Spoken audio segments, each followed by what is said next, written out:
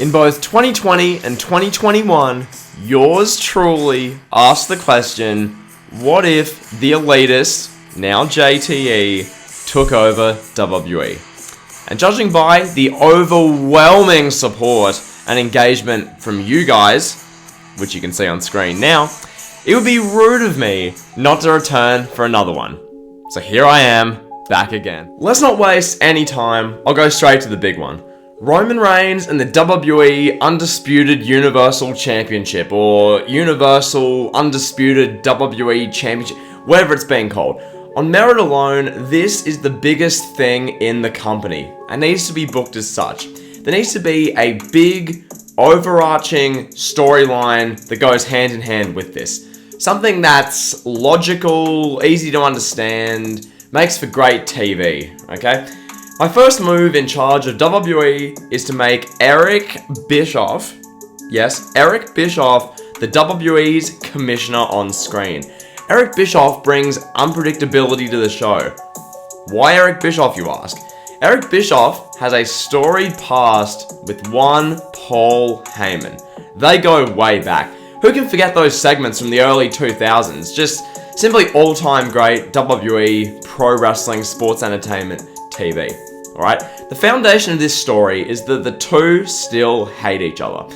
Eric Bischoff holds a grudge with Heyman for what happened back in the day, and seeing Paul Heyman be so successful as Roman Reigns' special counsel has gotten on Eric Bischoff's nerves.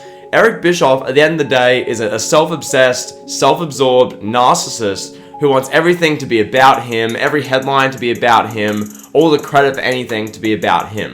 So seeing Paul Heyman so happy and so successful really grinds Eric Bischoff's gears, and that's really the nature and the foundation of this story.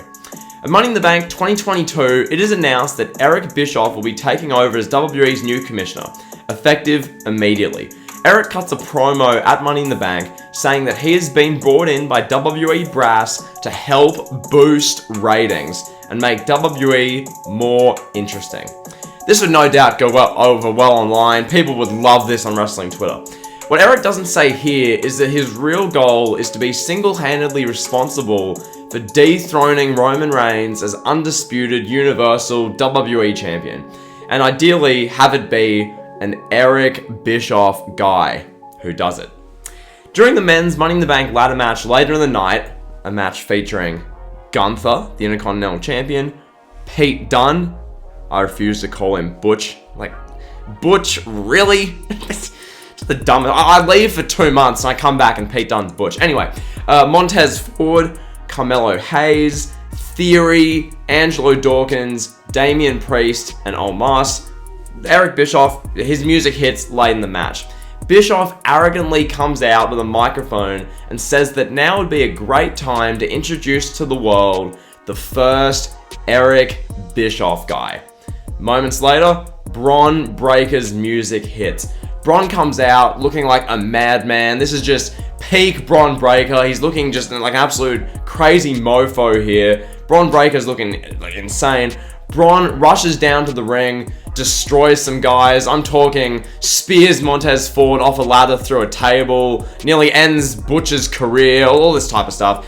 Bronn Breaker scales up the ladder, grabs the Money in the Bank briefcase. Thus, Bronn Breaker is Mr. Money in the Bank. Alright, an Eric Bischoff guy, Bronn Breaker, wins the Money in the Bank briefcase. What's going to happen next? Where are they going with this? Eric Bischoff, Bronn Breaker, there's the Money in the Bank involved. What's happening? Okay. Meanwhile, at Money in the Bank, Roman Reigns retains the undisputed Universal Championship against Randy Orton. This would be a pretty good match. Like, Reigns and Orton matches are usually fairly similar. This wouldn't be too different. Roman Reigns ultimately gets the win. Reigns talks some trash, works over Orton's like severe injury that's kept him off TV for like a month. Reigns gets the win. You guys know the drill. This leads us to SummerSlam and the build to that big show. Smackdown 1 week opens with the usual Bloodline Roman Reigns promo segment, with Reigns talking about how he doesn't care who Eric Bischoff puts him up against, that this is still his WWE and he'll be damned if he lets anyone come in here and change that. Alright? Eric Bischoff then comes out and says, pretty much quote verbatim, "Okay, Mr. Reigns, that sounds great, but if my old eyes serve me correctly, you're standing there with both the WWE Championship round your waist and your overweight lackey to your right is standing there clutching the Universal Championship. And SummerSlam's coming up.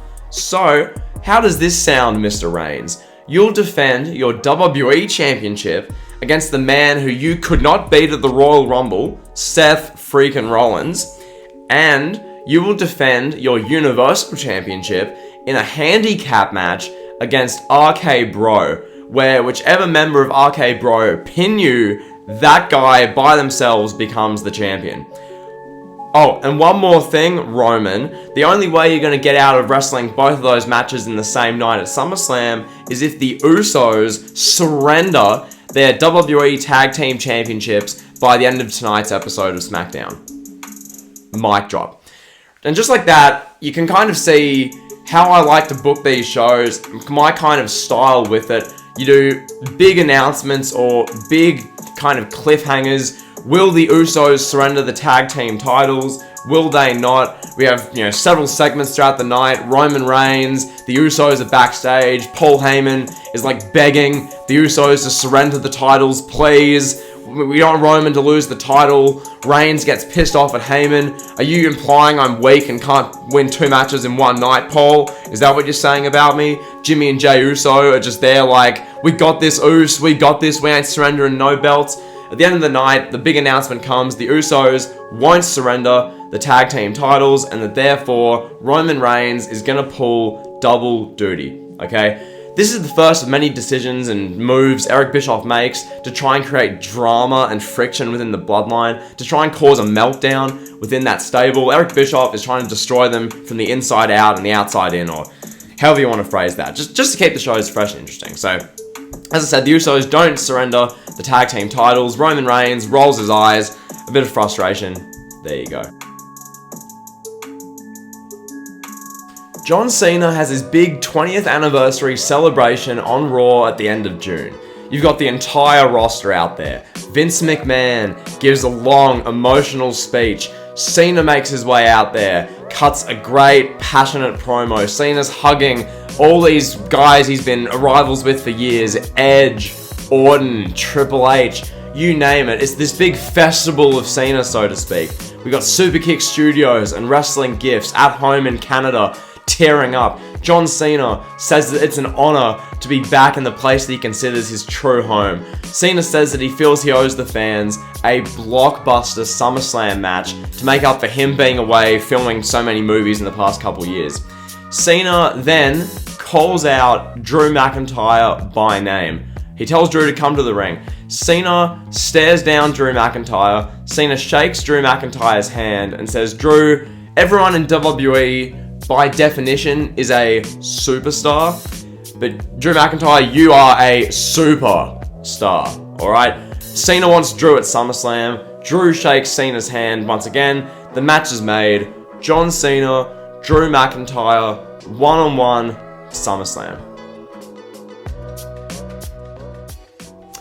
Elsewhere in the E, Edge and Finn Balor wrestle a great steel cage match at Money in the Bank, where Finn Balor wins by escaping the cage following heaps and heaps of shenanigans and interference and BS with Judgment Day and the other stables. And Finn Balor escapes the cage, beats Edge, what have you.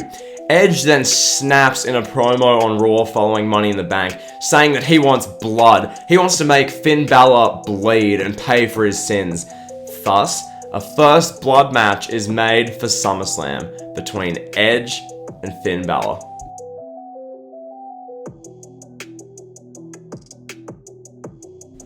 Another Eric Bischoff move is strategically taking Becky Lynch from Raw and putting her over on SmackDown, and trading in return Charlotte Flair from SmackDown to Raw. This freshens up the women's divisions, really gives them a bit of spice, a bit of flavor.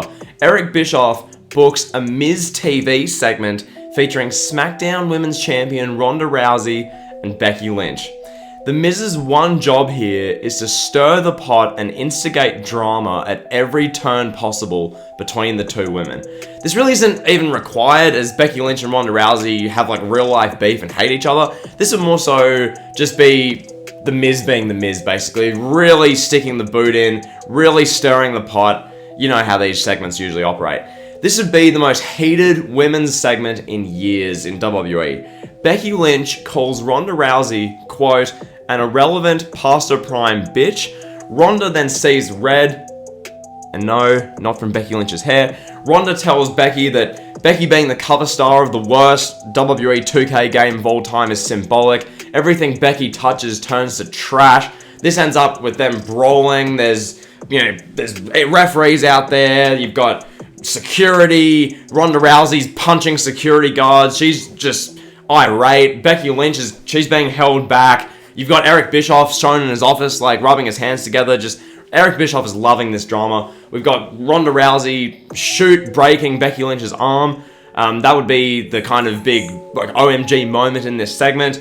Becky Lynch getting legitimately injured by Ronda Rousey. Then the next week, when Eric Bischoff's asked by a backstage interviewer whether Ronda Rousey will face sanctions for her actions, Eric Bischoff says, quote, hell no she won't. Where's the fun in that? So that happens there. This said, Ronda Rousey will defend the Smackdown Women's title against Becky Lynch at SummerSlam, albeit Becky Lynch is injured. So just to go over that, the SummerSlam 2022 card, we've got Roman Reigns versus Seth friggin' Rollins for the WWE Championship. We got Roman Reigns defending the Universal Championship against Rated RK Bro. We've got a great match between John Cena and Drew McIntyre. We have First Blood between Edge and Finn Balor. We got the SmackDown Women's title match, Ronda Rousey defending against Becky Lynch. Also, we've got the Eric Bischoff guy, Bronn Breakker, going one-on-one with Bill Goldberg. We've got Gunther defending the Intercontinental Championship against Sheamus, and Bianca Belair taking on Charlotte Flair for the Raw Women's Championship. And finally, we're here, SummerSlam 2022. The show kicks off with Roman Reigns defending his Universal Championship against RK Bro in a handicap match. The dynamic of this match would be an interesting one. Roman Reigns obviously playing the heel, tribal chief character whilst beating down a babyface tag team. Reigns would isolate Riddle for much of the match, work him over, talking trash to Randy Orton, talking trash to the audience, looking down the barrel of the camera, talking smack to Eric Bischoff. We have Randy Orton on the apron, desperate to get tagged in. Eventually, the tide turns, Riddle hot tags in Randy Orton, those two take control, they're doing their signature moves on Roman, the crowd's loving it, the crowd's popping hard. The ending to the match sees Randy Orton hit a massive RKO on Roman Reigns, only for Matt Riddle to break up the pinfall. Orton's eyes go irate. He stares deep into Riddle's soul. Riddle then goes for a floating bro on Roman Reigns, but misses the lot and lands on Randy Orton. Roman Reigns then delivers a spear on Riddle. He throws Randy Orton out of the ring, and Roman Reigns retains the Universal Championship. From here, Roman Reigns grabs his Universal title, he spits on Riddle, kicks him out of the ring like he's worthless trailer park trash. Then Roman Reigns stares down the barrel of the camera before delivering some heated words to Eric Bischoff. From here, we get some other good stuff. Bronn Breakker defeats Goldberg. John Cena goes down in a hard-fought battle against Drew McIntyre. Edge would defeat Finn Balor in a great First Blood match. Becky Lynch would defeat Ronda Rousey to become the new SmackDown Women's Champion. I'd have Carmelo Hayes have a classic match with AJ Styles at this show. And finally, to our main event, before our main event, Gunther retains the IC title and Bianca Belair beats Charlotte. So that's that. Now to our main event. Roman Reigns defending the WWE Championship against Seth freaking Rollins. Right before the match, Eric Bischoff does a backstage promo where he says if Roman Reigns gets disqualified again, he will lose the WWE Championship to Seth friggin' Rollins, or Seth Rollins, whatever. I don't really care, freaking or not freaking, it's Seth Rollins. So if Roman Reigns gets disqualified in this match for the WWE title, he loses it to Seth Rollins. Reigns and Rollins proceed to have yet another classic. It's just what they do. The fatigue of Reigns from pulling double duty mixed with the mind games of Rollins really make the match awesome and give that extra kind of dimension to it. Rollins comes so close to beating Reigns at multiple stages. He pulls out the Phoenix Splash, the curb stomp. He goes the full 9 yards. He's playing Shield mind games. He's wearing the Shield vest again. Ultimately, after a 25-minute battle, we get a ref bump. Because what would a JTE WWE takeover be without a ref bump? We get a ref bump. Both men are laid out in the middle of the ring. Then someone jumps the guardrail. It's MJF! MJF is wearing a suit, looking like $1 million. MJF stands in the middle of the ring, soaking in the ovation and the shock of the packed house at SummerSlam. Both Seth Rollins and Roman Reigns are slowly getting back to their senses. Both wrestlers are confused and shocked by MJF's presence in the middle of the ring. MJF then grins. MJF turns to Roman Reigns, flips him the double bird, before turning to Seth Rollins. He's grinning ear to ear this whole time, turning to Seth Rollins, then booting Seth Rollins below the belt with a low blow. The referee sees this and calls for the bell.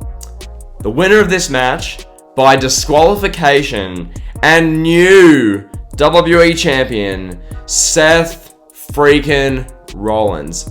Just like that, Seth Rollins does it. Seth Rollins wins the WWE Championship. The crowd is stunned just by seeing MJF alone, let alone the fact that Roman Reigns has just been screwed out of the WWE title. The crowd is stunned. We see Eric Bischoff backstage for a moment smiling. We see Paul Heyman crying. He's all emotional. Roman Reigns is just looking absolutely irate. Reigns grabs a microphone and he's shouting, "Bischoff, you know damn well I can't be beat clean. I'm in God mode, son. You're a punk ass bitch for pulling that right there."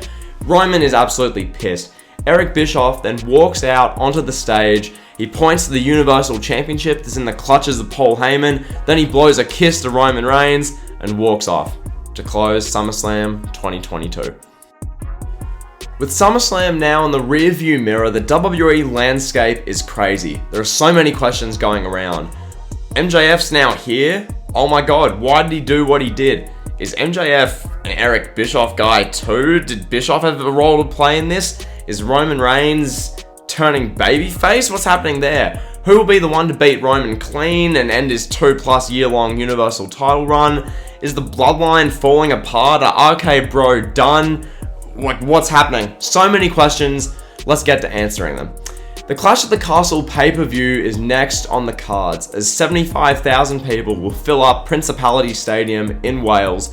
Eric Bischoff opens Smackdown post SummerSlam and proudly announces the blockbuster main event for the show, as Roman Reigns defends his Universal Championship against Drew McIntyre one-on-one.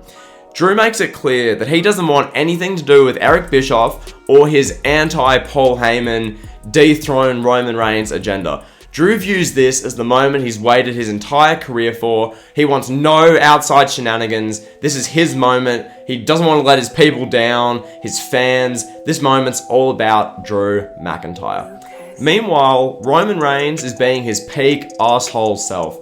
Like in 2020 for their Survivor Series matchup, Roman Reigns reminds Drew McIntyre that he will always be number 2 to Roman Reigns, and that if Roman Reigns is in WWE, Drew McIntyre will never have his moment in front of fans. This is personal to Roman Reigns, and at Clash at the Castle, Roman Reigns promises to make an example out of Drew McIntyre.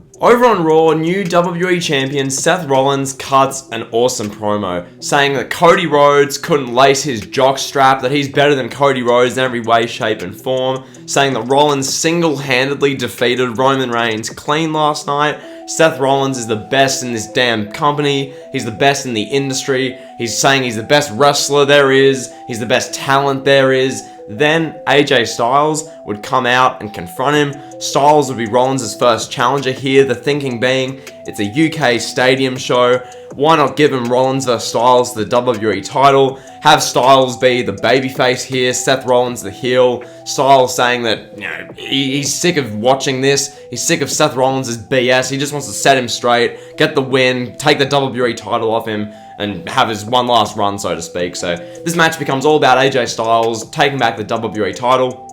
I think that'd be a recipe for success. in a big European show with 70,000 fans.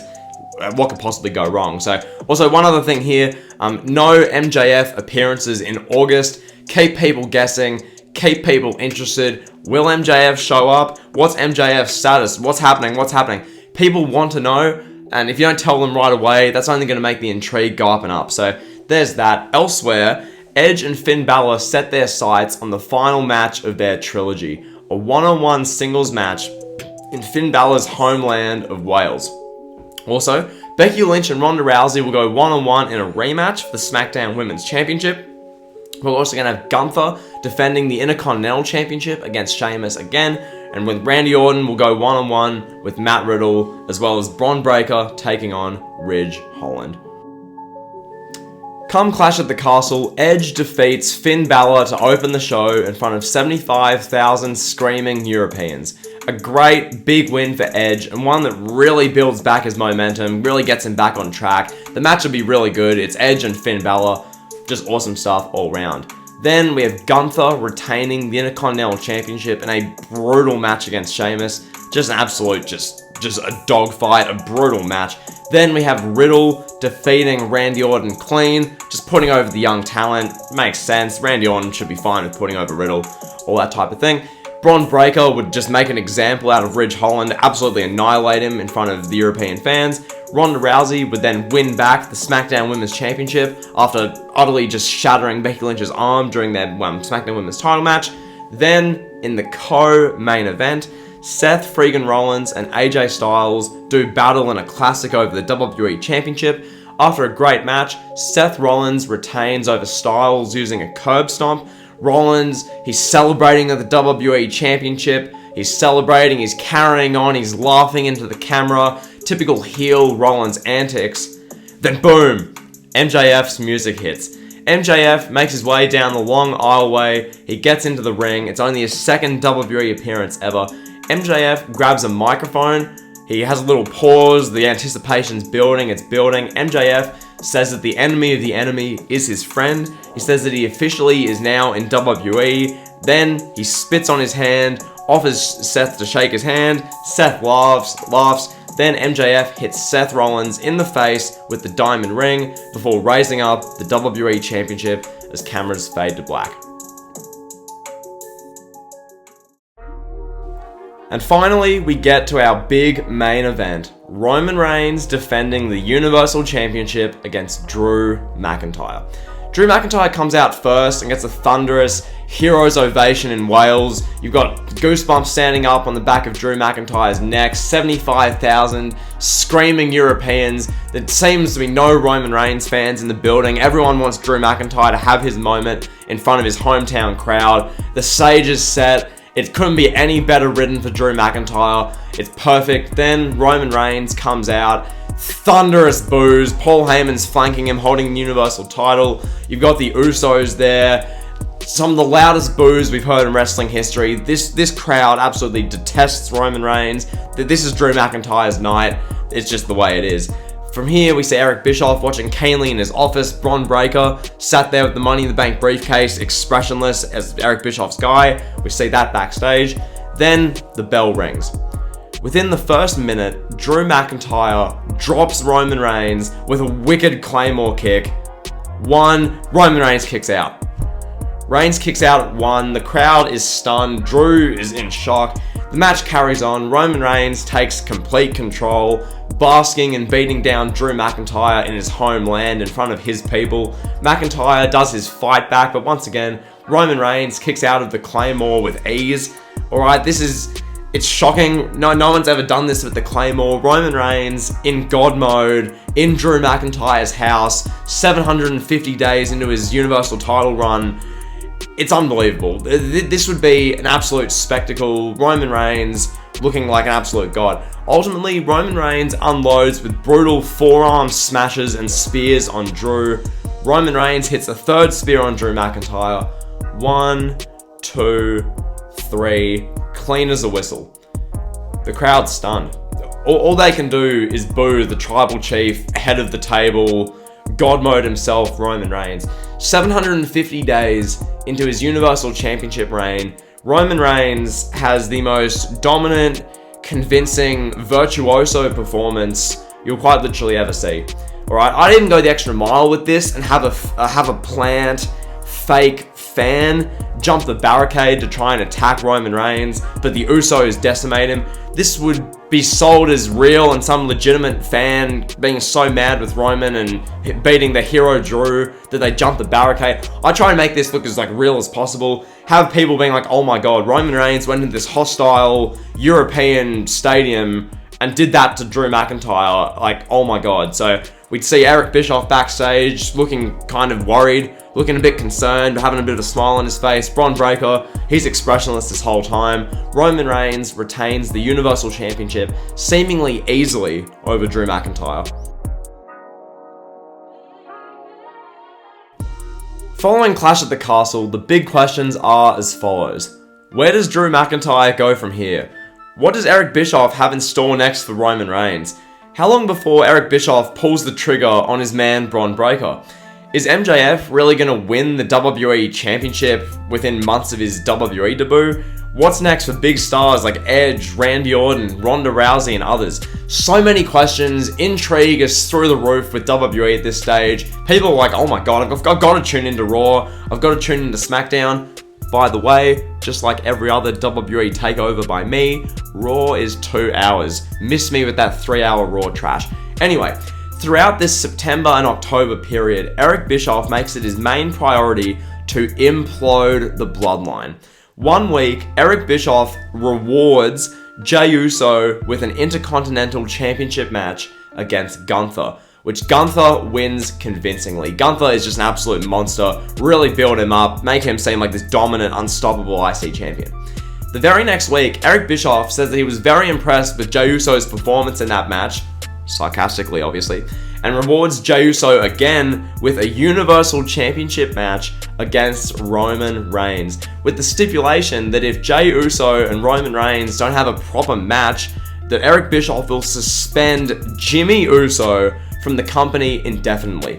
Eric Bischoff's plans end up working out, as over the weeks you begin to see cracks showing in the bloodline. 1 week, Jimmy Uso snaps at Jey Uso backstage. He's shouting at him. Roman Reigns is walking down the corridor. He sees this, snaps at Jimmy Uso for snapping at Jey Uso. There's tension. Roman Reigns, he's constantly shouting to try and keep the Usos together on the same page. Paul Heyman is shocked and afraid and all this type of thing.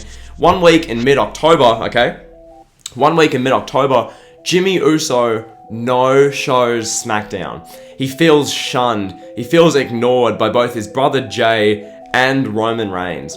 Eric Bischoff sees this and announces then the main event of Smackdown for the night that the Usos will defend the WWE Tag Team Championships against a team of Bischoff's choosing. This prompts a gripping night of television, with Paul Heyman frantically driving around the local city trying to find Jimmy Uso. We see segments where Heyman's in the car crying, he's speeding, he gets pulled over by the police for speeding, and just, these would be hilarious segments. Paul Heyman crying to a police officer because he can't find Jimmy Uso. We see Roman Reigns on the phone yelling at Jimmy Uso. We see Jey Uso just sat at the arena, just feeling detached from the whole thing.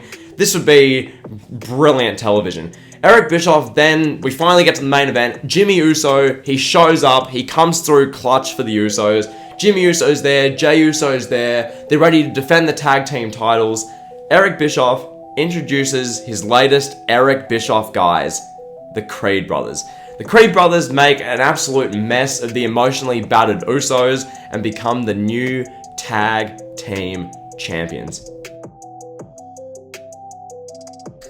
Eric Bischoff is thrilled as he's taken another chink out of the armor of the bloodline. First, the WWE Championship, now the WWE Tag Team Championships, and finally, the crown jewel of the bloodline, Roman Reigns' Universal Championship.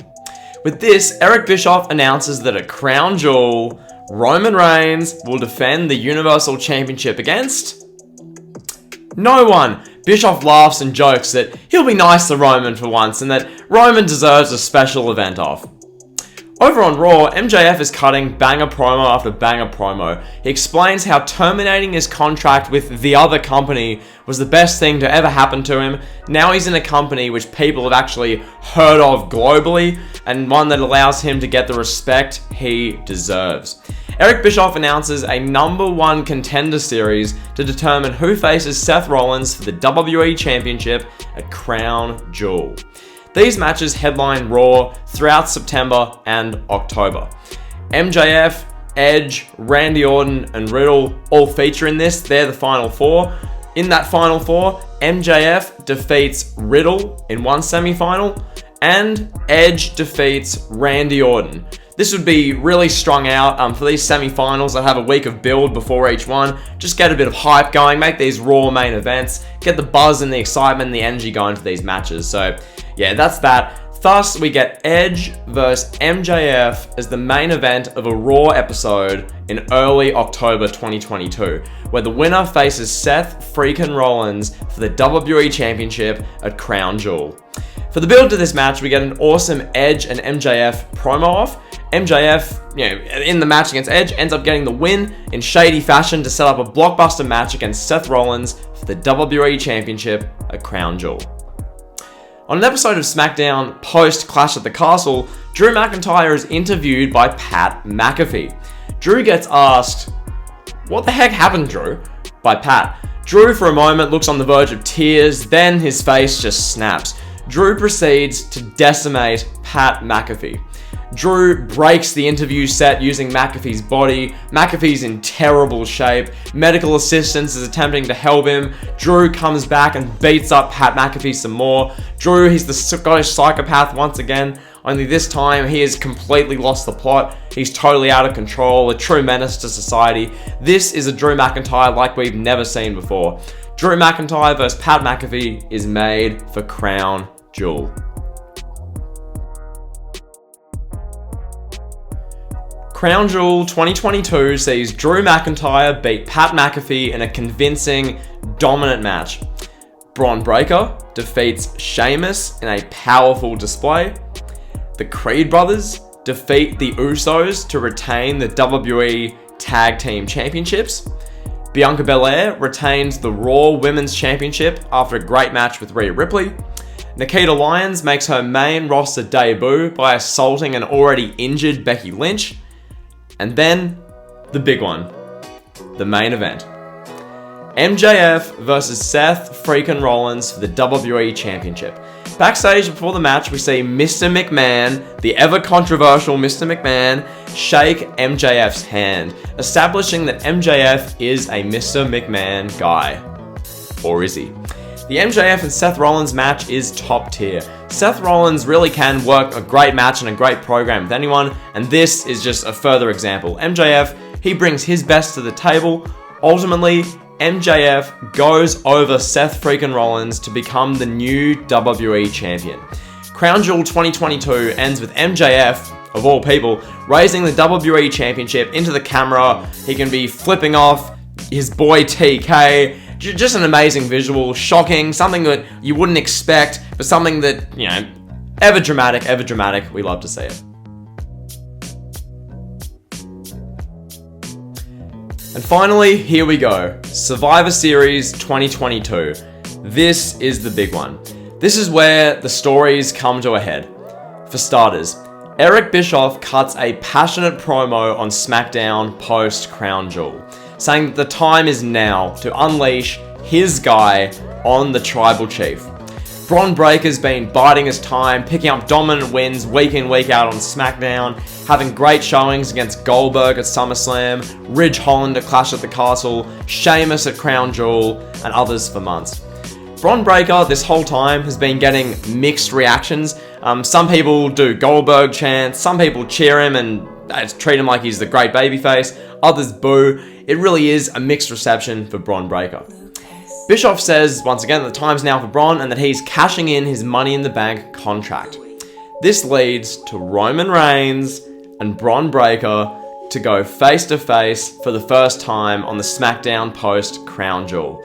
Roman Reigns looks as focused as we've seen him in a long time. He knows how big this match is for his legacy. When you see this face-off, you just think money. And with this, the Survivor Series 2022 main event is set. Universal Championship. Roman Reigns. Bron Breakker. The hype is off the scale. Because of the storyline with Eric Bischoff doing everything in his power to crumble Paul Heyman's bloodline both externally and from within, to Roman Reigns being in God mode 800 plus days into one of the all-time great championship reigns, to the unbelievable raw ability of Bron Breakker, this matchup would have crazy good hype to it. Some people say it's too early for Bron Breakker and that Roman will win and continue his reign. Some are calling it super predictable that Bron will beat Roman Reigns. This match is everyone invested, everyone's talking. This is where the buzz is at. On the Raw side of things, MJF and Seth freaking Rollins are set to run it back at Survivor Series to the WWE Championship. The storyline here is that Seth Rollins doesn't believe the hype or buzz with MJF. Rollins playing the arsehole veteran role, whilst MJF is merely the arsehole young talent. Both guys are complete, arrogant, just obnoxious dickheads to each other in promos. Boy, it would be great television. And also, as you might be gathering, I don't believe it has to be so clearly babyface, good guy, milquetoast babyface versus mean, evil, bad heel. It just needs to be entertaining and make for great television. And sometimes you can decide who you want to see win or lose. It doesn't have to be babyface or heel versing each other. So, 2022 Seth Rollins feuding with MJF, as I said, some damn good television, some entertaining content. That's why I'm going with that as MJF's first feud. It just seems like a great way to ingratiate him into WWE. We saw this with Cody Rhodes. That was a great first WWE feud for Cody Rhodes on his return. For MJF upon his debut, I feel Seth Rollins would be a great opponent there. Now, back to SmackDown. Drew McIntyre carries on an absolute warpath, decimating people left and right, an incensed look on his face the entire time. If Drew McIntyre is around you at this point, you're going to get destroyed, you're probably going to get hurt, and the outcome won't be so nice. By this point as well, Ronda Rousey is the most hated female wrestler in the company, as she's burying babyface after babyface in the WWE Women's Division. Ronda Rousey is cutting promos about how she doesn't have an ounce of respect for the WWE Women's Division. She wants to go back to MMA already. She's getting bored of this. There's no legitimate, credible challenges for her. She's getting tired of squashing these useless, random women's wrestlers who step up to the plate against her every other week. Ronda Rousey is just getting booed exponentially. Also, Bianca Belair vacates the Raw Women's Championship to take a short hiatus from TV. And Gunther is this dominant Intercontinental champion who's bringing prestige back to the title, and he's making his own, legacy and building himself up in WWE. You love to see it. Finally, the day is here. Survivor Series 2022. The show opens with MJF and Seth freaking Rollins' WWE Championship rematch. These two have another pretty good match, a back and forth, fun battle bell to bell, with MJF retaining over Seth Rollins clean at the final bell. After the match, MJF cuts a promo saying that this is his world, and we're all just... The lights go out. And Cody's music hits. Cody gets a thunderous ovation. After 5 months on the sideline, after the gruesome torn pectoral injury, Cody is back. Loud Cody chants are raining down around the arena. Cody Rhodes steps into the ring and confronts MJF. Cody stares down MJF. He has a good glance at the WWE Championship. The crowd is popping hard. Then, once the moment, it feels like they might be about to get physical, MJF storms off. So with that, the stage is set. Cody Rhodes feuding with MJF over the WWE Championship.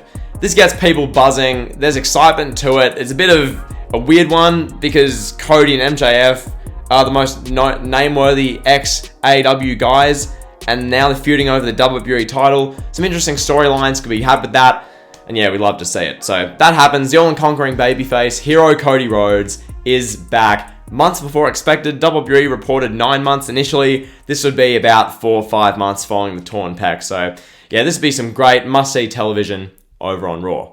Anyway, back to Survivor Series. We cut backstage and see Eric Bischoff with Bron Breakker and the Creed brothers. The energy is through the roof in their locker room. Eric Bischoff is giving an intense pep talk to them. There's some censoring frequently due to bad language being used by Eric Bischoff. This means absolutely everything to Eric Bischoff. And Eric Bischoff, the Eric Bischoff guys, look absolutely hyped. Then the camera cuts to what's left of the bloodline. Jimmy Uso is by himself on one side of the locker room, not talking to anyone. Paul Heyman is not talking to anyone, clutching the Universal title. He's like shaking, like classic Paul Heyman. Roman Reigns is refusing to talk to anyone. He's just kicked back. He's looking a bit relaxed, a bit calm. Just a real frosty, tense atmosphere all around. A real comparison between the vibe that's going on in Bischoff's and the Bischoff guys' locker room, and then the bloodline, which is just an absolute tatters. From here, a few more matches happen, including Drew McIntyre single-handedly eliminating all 5 Team Raw superstars in the Team Raw vs Team Smackdown Survivor Series elimination match. Also, Ronda Rousey absolutely buries Carmella in a SmackDown Women's Championship match. The Creed brothers retain the WWE Tag Team Championships against the Usos, to which Roman Reigns is looking very disinterested backstage. Nikita Lyons defeats a Becky Lynch who's still battling injuries in her first pay-per-view match and pushing through the pain. Nikita Lyons gets the win against Becky Lynch. Pretty big win for her. And finally, with that, we get to our main event.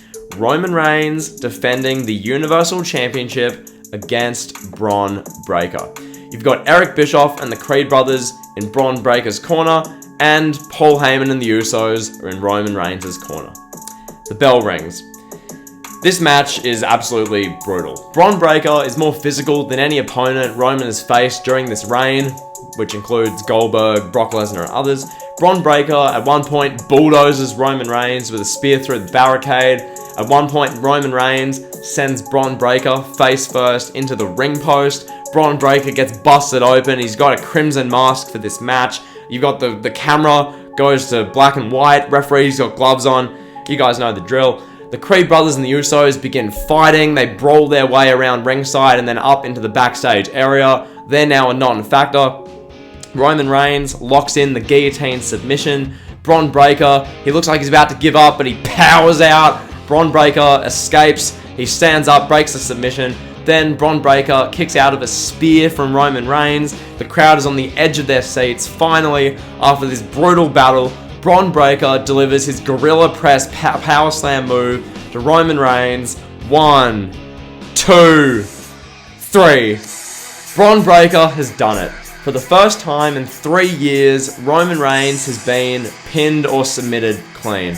I'd have commentary going absolutely crazy. There'd be some confetti and pyro falling for Bron Breakker here. Eric Bischoff, he's raising Bron Breakker's arm. You'd see Rick and Scott Steiner in the front row smiling. Fans by this point are cheering Bron Breakker after the gallant, resilient performance with the Crimson Mask. Fans are behind it. Roman Reigns' 818-day Universal title reign finally comes to an end. The greatest title reign in the modern era, by far, comes to an end. Bron Breakker is the new champion. Okay? Come the end of Survivor Series 2022, the WWE landscape has been absolutely, well and truly turned on its head. Eric Bischoff guy, Bron Breakker, has officially dethroned Roman Reigns and holds the Universal Championship. Fellow Bischoff guys, the Creed brothers, are still WWE Tag Team Champions. The balance of power has absolutely shifted on SmackDown. So where does WWE's biggest star and their only mega star, Roman Reigns, go from here? Where do the Bloodline go from here? Is this the end? What's Paul Heyman gonna do? Other questions include, what is Drew McIntyre's endgame of all this destruction and violence? Who will dethrone Ronda Rousey for the SmackDown Women's Championship? Just how good will MJF and Cody's feud over the WWE Championship be? Is Nikita Lyons the next big female star in WWE? What's the go with Bianca Belair? So many questions. Let's get to answering them. Roman Reigns comes out on the following SmackDown and totally snaps. Roman blames Jimmy and Jey Uso entirely for the loss to Bron Breakker. He says that for his whole reign, he carried those two on his back, and finally that came back to bite him in the ass. Roman is adamant that he is still the tribal chief and the head of the table.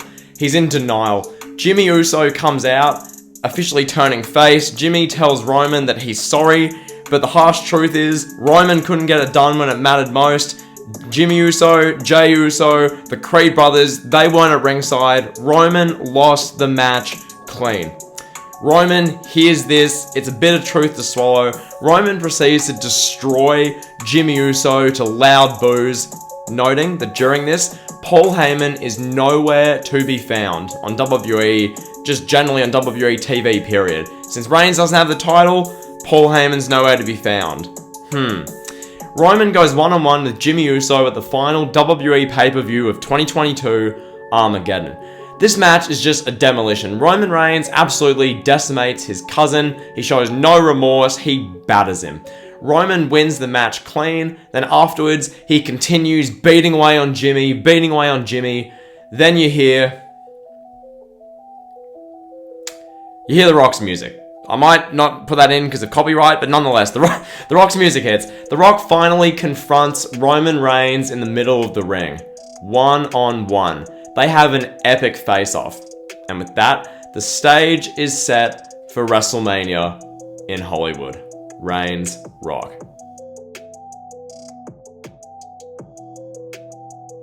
Bron Breakker has a big title celebration that following Friday on Smackdown. Eric Bischoff essentially claims the win entirely himself, saying that he created Bron Breakker. He was the one to make Bron Breakker a megastar. He was the one to take down the Bloodline and single-handedly dethrone them. He got SmackDown's ratings up single-handedly. He got Raw's ratings up single-handedly. Bischoff is just carrying on and on and on. This is ridiculous from Eric Bischoff. The big moment that really turns this segment comes when Eric Bischoff has a brain fade. Bron Breakker's chilling there with the Universal Championship. Eric Bischoff says that this title is mine. Bischoff snaps the Universal title off of Bron Breakker. Bischoff takes ownership and possession of the championship. Bron Breakker, then his face turns. His head turns to the side. He has a face just that says WTF. He looks at the Creed brothers. They're looking at each other. Eric Bischoff is holding the title up. He's gloating some more. Finally, Eric Bischoff looks to the Creed brothers. He looks to Bron Breakker. They just stare blankly at him and say enough. Bron Breakker spears Eric Bischoff, nearly breaks him in half. Then the three powerhouses triple powerbomb Eric Bischoff to thunderous cheers. Within moments, Mr. McMahon's music hits and he comes out. Eric Bischoff is in great pain, rolling around on the ground. McMahon says, Eric Bischoff, you were brought into the company, pal, as a commissioner to make the product fresh and exciting. But all you did was use that power to take out your grievances with Paul Heyman on a family that means so much to the WWE. Eric, you're relieved of your duties as the commissioner of WWE. The crowd with that absolutely erupts. At Armageddon, Eric Bischoff, he panics, he tries to find a new guy to beat Bron Breakker. It's all a bit of a mess. Bischoff goes with Baron Corbin, of all guys. This sets up a filler pay-per-view Universal Championship defense for Bron Breakker, with Bron Breakker defending against Baron Corbin. Bron Breakker wins easily, as he would. And finally, over on Raw, MJF and Cody Rhodes play out their storyline with the WWE Championship on the line. Fantastic promo work, as you'd expect, just gripping segments, opening Raw. They're doing stuff during the show, they're having main event match/segments, and great stuff all around from Cody and MJF. Real over-dramatic stuff from Cody Rhodes. He's getting cheered like he's the second coming of Jesus himself. MJF's getting booed for being the detestable heel he is. They have a match at Armageddon, which MJF has to cheat to win and retain the championship. This would all set up the following for the biggest show of 2023, WrestleMania 39. And yeah, I know it's only a What If the Elitist / JTE Took Over WWE for 2022, but hey, if I give you the WrestleMania 39 projected plans with this kind of storytelling and these storylines, it probably rounds it off pretty well. So, Roman Reigns versus The Rock would main event the show of shows. By the way, this is one night. Forget 2 nights. We're going with 1. Make it 4 hours of non-stop, all killer, no filler. Anyway, Roman Reigns versus The Rock would main event the show of shows. A several month long epic storyline involving the Samoan bloodline, about family and mega stardom. This would be epic. Drew McIntyre wins the 2023 Royal Rumble, the Scottish psychopath, to earn his shot at Bronn Breakker and the Universal Championship.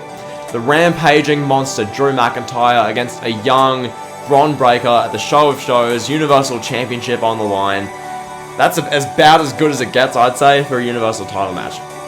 Next, Cody Rhodes defeats MJF at the Royal Rumble to win the WWE Championship. This sets up Cody Rhodes versus Randy Orton for the WWE Championship at WrestleMania. Just an effortless story to tell. These guys go way back. Segments would be fascinating. Just awesome stuff. MJF, meanwhile, will get into a feud with Kevin Owens. My God, imagine the promo work and storytelling they could do with that one. That'd be simply amazing. John Cena takes on Theory at the Royal Rumble in that big meant-to-be past versus the present matchup. And then, at WrestleMania, John Cena takes on Edge in a loser must retire match at the show of shows. The loser here would be the one who, at the time of April 2023, would be less keen on continuing to wrestle for the next year or 2. So whether that's Edge, after feeling a bit of burnout, he's by that point wrestling for 3+ years, potentially maybe in injuries, he'd be around 50 years old, maybe Edge wants to step away for a year or 2 or forever, or maybe John Cena loses the match due to his celebrity schedule, he's barely around at all. This could go either way. Gunther loses the Intercontinental Championship to Seth Rollins at the 2023 Royal Rumble after an attack by Brock Lesnar. Thus, Gunther takes on the Beast one-on-one at WrestleMania 39. Speaking of the Intercontinental Championship, Seth Rollins would defend it against up-and-coming star Carmelo Hayes at WrestleMania 39, and a match that would be simply phenomenal. The Creed brothers would feud with the Street Profits and have a trilogy of matches with the WWE Tag Team Championships on the line. This one at WrestleMania would be a ladder match, simply awesome. On the women's side of things, Bianca Belair would be the one to step up and go against Ronda Rousey for the Smackdown Women's Championship at WrestleMania after Bianca Belair returns at the 2023 Royal Rumble, wins the Women's Royal Rumble, and takes on Ronda Rousey at WrestleMania. And finally, Nikita Lyons would go against Charlotte Flair for the Raw Women's Championship. And that, my friends, that is what if JTE took over WWE 2022. Hopefully you enjoyed. If you did, be sure to like, comment, subscribe. You guys know the drill. Heaps of work went into this video, so you can please share it around. That'd be awesome. Have a great day, people. Peace.